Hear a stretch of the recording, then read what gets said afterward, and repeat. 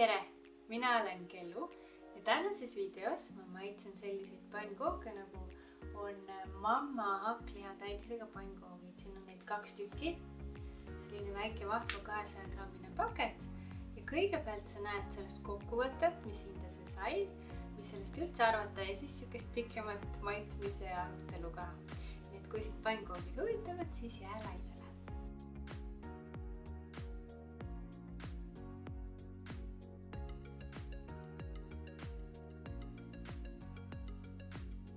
Nii et selline tore pannkook on siis hakkliha pannkook, mida pakub meile mamma. Seda on hea süüa nii külmast peast kui soojast peast. Sinna ei pea lisama ühtegi hapukoort ega muud asja, et seda kurgust alla saada. Ta on piisavalt sobiv selleks, et niisama seda nautida. Ainuke asi, mis võib-olla annaks mõtteainet on see, et seda hakkliha on ühes pannkoogis täpselt nii palju umbes. Ehk siis pisikese frikadellikese jagu, aga selle vastukaaluks võib kiita seda, et hakkliha maitse ei tule siit nagu üle pannkoogi ja need kuidagi niimoodi tasakaalustavad üksteist, nii et on ikkagi väga hea tulemus kokkuvõttes.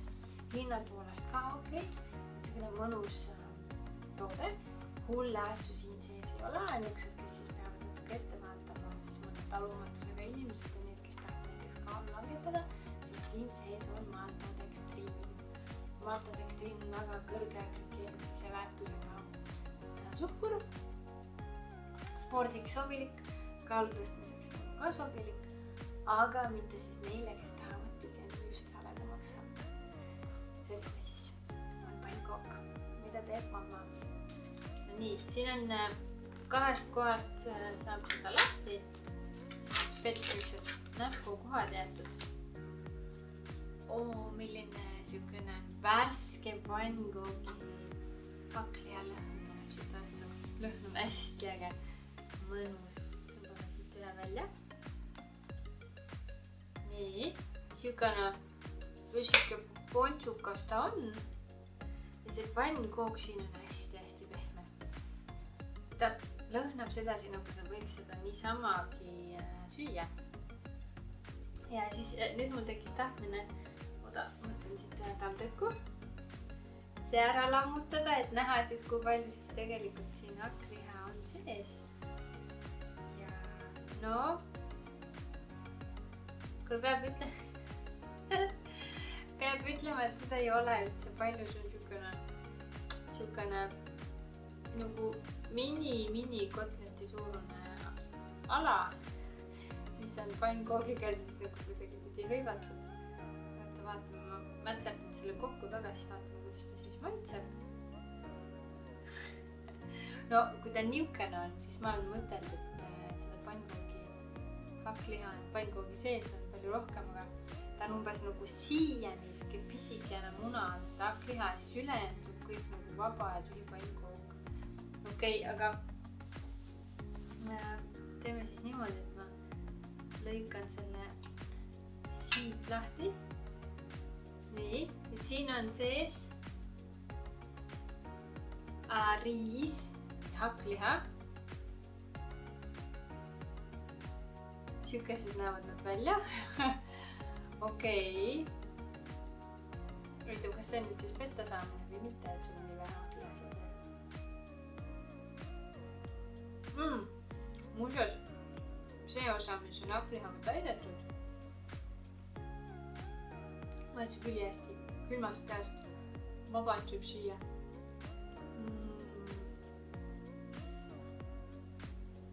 Ja see kutsub sööma ka. Näeb mega kena välja. Nagu mitte midagi ei saa ütelda. Maitse on hea.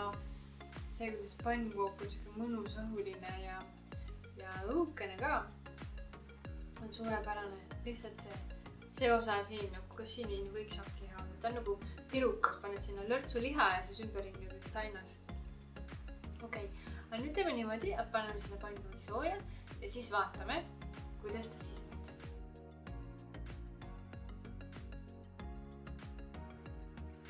Ta käis ära mikrolaineahjus, sest seal saab ta kõige kiiremini tavaliselt soojaks.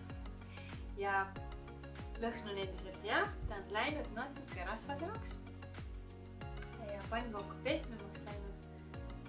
Mul vaja kahvlit siis ilmselt. Hopp. Ja tõehetk on siin. Nii pehme. Mind isegi see hakkliha natuke segab, et ta läheks soojaks. Külmast peast on nagu mõnusam. Vaja.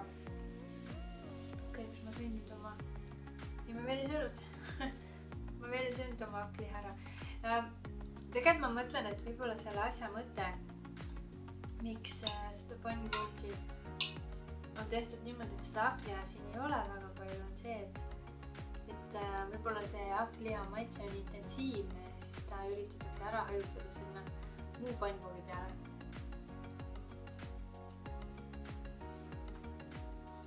Pannkoogi maitse on endiselt hästi mõnus, õhuline, väga lahe. Nii, katsetame veel. Siin tuleb üks väga hakklihane tükk praegu.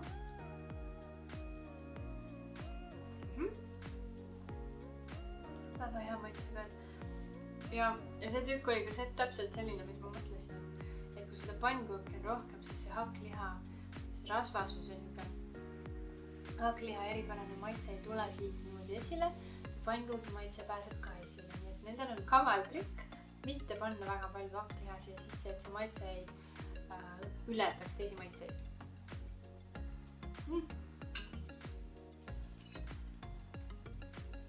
Väga maitseb. Aga vaatame siis natukene, millest see koosneb. Nii. On pannkook, tüüpiline koostis, siin muna, nisujahu, vesi ja nii edasi.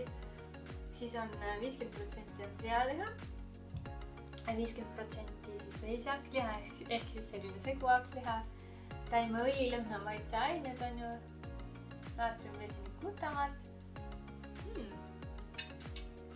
Kas ta paki peal on ka kõik kirjas? Paki peal on teised koostisosad. Need ma panen siia ekraanile. Aga põhimõtteliselt piim, muna, nisu, õli, jodeeritud sool, piimapulber on ju, hakkliha täidis, 30% hoopis sisaldab sea- ja veiseliha, siis on ristsipul, rapsiõli, maitseained igasugused, maltodekstriin, dekstroos, need on siis glükoosid erinevad, dekstroos on selline, mis aitab siis taimset valgu lagundada hästi, ehk seda, mis hakkliha sees on. Siis maltodekstriin on selline suhkur, mis tõstab siis nende veresuhkru taset kiiremini ja näiteks sportlastel pärast trenni, et seda energiat uuesti üles saada, siis spordijookides, toitudes on seda väga palju. Muidugi, kes ei taha kaalu kasvatada, siis nende jaoks ei ole maltodekstriin kõige parem suhkur ja samuti ei ole ka diabeetikutele see kõige parem. Ja siis on veel lõhnamaitseained siin sees, selline mõnus kooslus. Nii.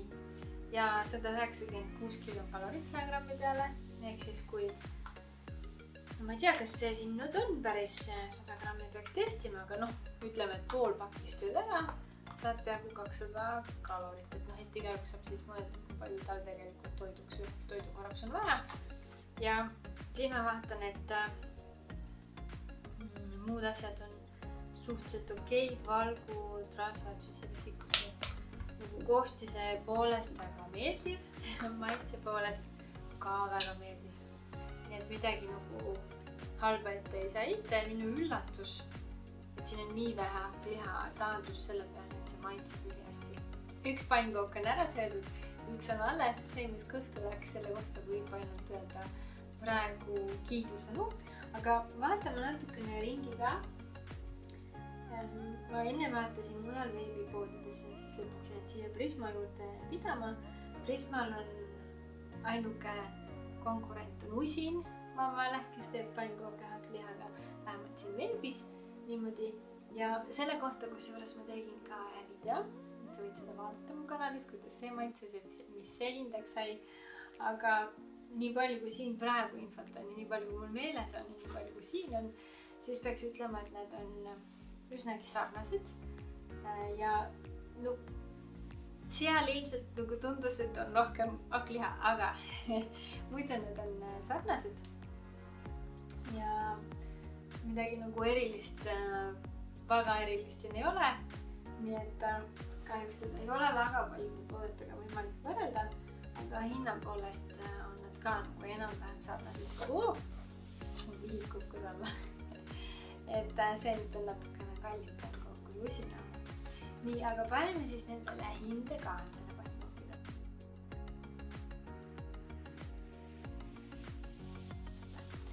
Esimeseks kategooriaks oleks siis tervis selle tootekategooria mõttes.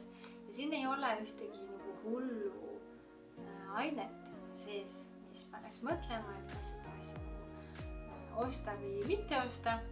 Ja nagu selle toitainete koostuse poolest on ta ka täiesti okei. Nii et ma arvan, et võiks panna hindeks 6. Ja 6 sellepärast, et siin on nagu hakkliha veits nagu vähe tegelikult, kuigi ta maitse poolest on hea, maitse on super. Aga et kui ma ostan pannkoogi hakkliha, siis mul ei tahaks mini-frikadeli suurust hakkliha tükki siit ainult leida, kus on nagu riis ka juba sees, mis seda hakkliha niigi veel vähendab. Paneme 6, nii.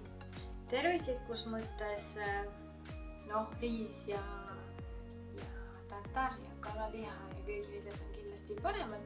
Et see on sükene nagu nii-öelda mõnutoit rohkem, siis lõhetame sellega 6 peale. Nii, ja nüüd hind. Hind on neil teiste pannkookidega sarnane. Ta ei ole nagu nüüd väga kallis, aga võrreldes sellega, et siin ei ole tegelikult väga palju hakkliha sees. Paneme 6,75. Nii, ja siis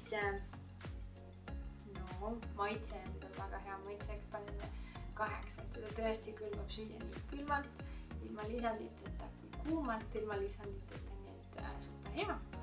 Ja kaasa võtta ka igale poole. Ja üldine väärtus. Ta täidab täiesti oma eesmärki, sa saad imekoopel sellest kaua täis, mis siis, et seda teha nii vähem.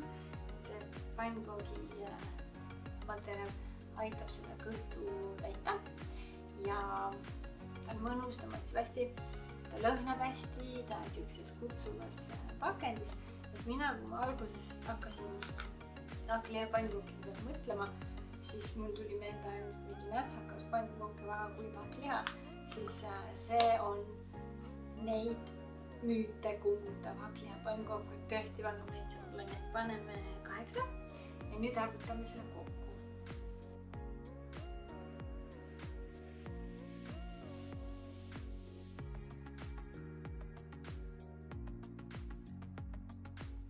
$6,95.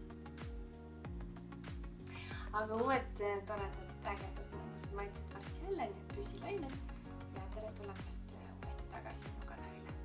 Tšau!